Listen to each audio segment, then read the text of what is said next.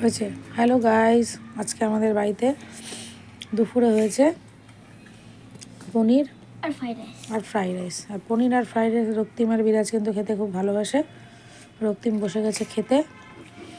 তো এটা আমার মা বানিয়েছে। একটু চাই নিলাম আর আগেরটা শেষ হয়ে গেলো। আমি ফ্রাইড রাইস হলে বেশি খাই। শুনতে পেলে তো, ওরা ফ্রাইড রাইস হলে বেশি খায়। তো কে কে এরকম লোভনীয় ফ্রাইড রাইস খেতে চাও, আমাদের বাড়ি চলে আসো, মাঝে মাঝে খেতে পারবে। আজকে রক্তিম স্কুল থেকে আসলো প্র্যাকটিস করে। আর রক্তিম কিন্তু একা একা খেতে শিখে গেছে, দেখছো?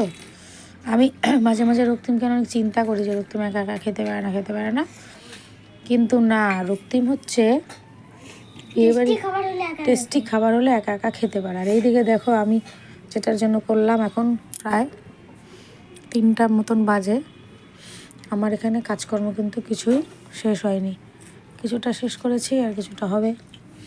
তো এরকম ভিন্ন ভিন্ন স্বাদের ভিডিও পেতে তোমরা কি করবে, আমার চ্যানেলটাকে লাইক করবে, কমেন্ট করবে।